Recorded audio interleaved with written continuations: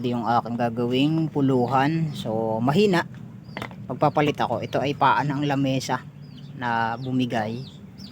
Kinahoy ko yung kanyang paa. Ito ay mahogany eh. Sa pagkakatanda ko mahogany. Ito nga. So malaki ang potential ng mahogany. Ngayon kinuha ko yung pinakamaiksi. So ito. Meron na siyang singsing nakabaon. Ito naman yung aking itasaksak. Yan, pinapalo lang yan dyan. Napakahalaga nito. Ito yung tinatawag na techniques. So ito yung aking barena na ibabala pang kahoy para ibutas dito para mas maalwan yung pagbabaon nitong ating buntot ng gulok. So makakaminos siya sa puwersa na gagawin.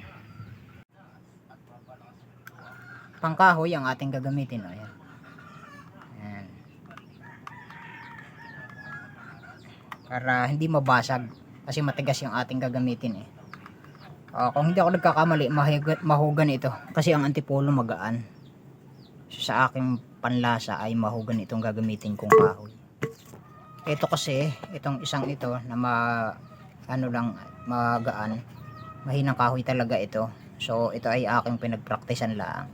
So dahil meron naman ng magandang resulta, kaya ito na ang gagamitin kong matigas na uri ng kahoy.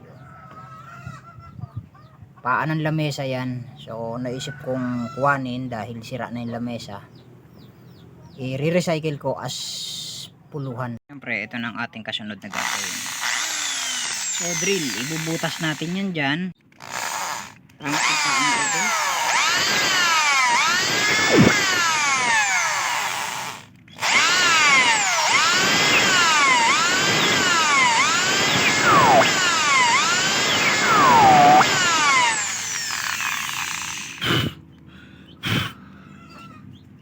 Talaga brother. Oh, yan pa.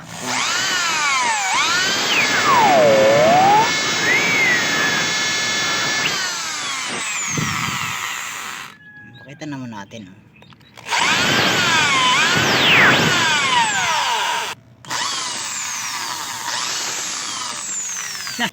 Malaki ang chance na yung nakuha kong kahoy is talagang mahogany dahil mapula ang kanyang mga alikabok na nagmula dun sa kahoy. So ang purpose nun kaya natin binutasan, yun. Ayan. Pero ibababad muna natin yan sa teka. Kuha tayo nito paklang ng buli para gamitin nating pangontra sa init habang binabaga natin yung buntot ng gulok.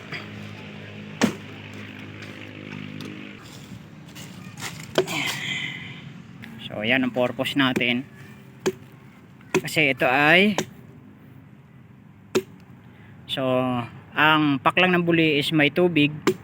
So makakatulong siya para maprotektahan yung ating bakal, hindi masyadong mababad sa init ng apoy. Ngayon ay maglalagay na tayo ng ating gulok sa ating apoy lodi. Lulutuin lang natin. Sorry naman idol, mali yata ang suksok ko. Ayan. Yan, naandyan yung ating gulok na pinapainit, pinapabaga bago ibaon. So yan o. So alam naman natin yan na ang purpose nitong buli para makontra niya yung init na nagmumula sa kalan habang ibinababad natin yung buntot ng gulok bago ilagay dun sa puluhan, bago natin isuksok dito.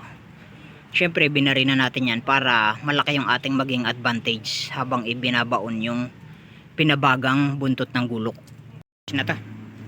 Pwede na natin tong hanguin. Kulang pa yata.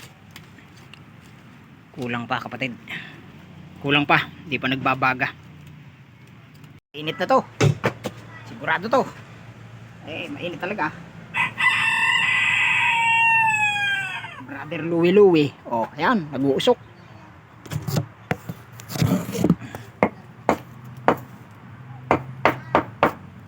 Ay! Ito ang tinatawag na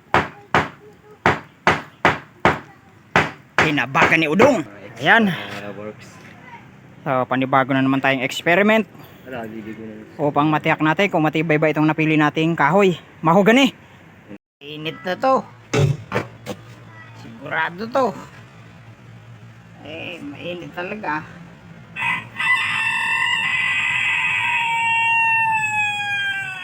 Brother Louie. Oh, ayan, nag-uusok.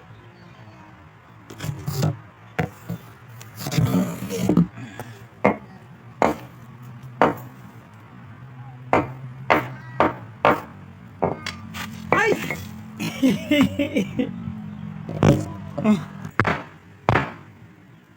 Ito ang tinatawag na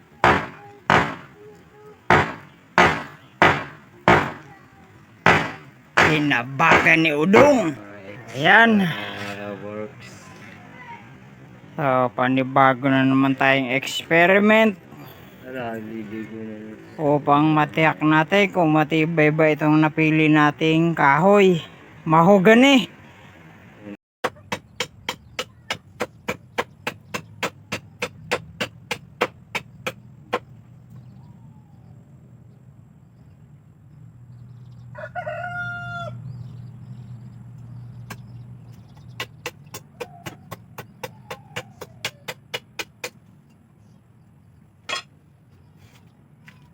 Yung pinag-aabalahan.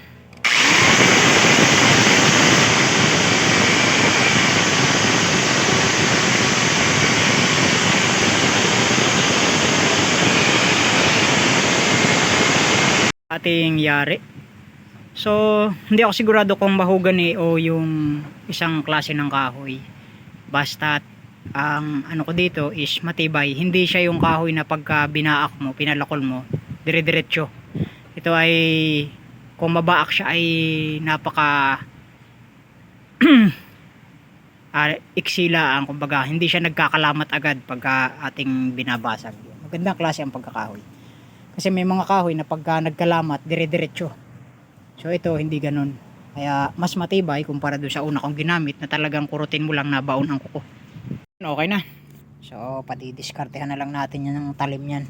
So kailangan daw dito ay isubo. Tapos syempre ang dapat gagawa nun yung talagang nakakaalam na pagdating sa proseso ng pagpapa-init ng bakal.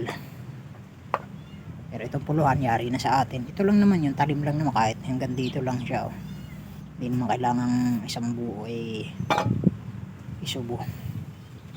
Hanggang dito lang para makuha lang natin yung talas. Medyo mahina ng talim ay. Medyo matibay na yung ating nagamit na puluhan. So ayan. Eh syempre meron tayong pang emergency na hasaan. Kabilaan yan. So nakatapa lang yan, double adhesive tape. Emergency. Pagka medyo mapuro na pwede nating hasain yan, gamitin pansamantala. Ma-maintain lang natin yung pagiging matalas.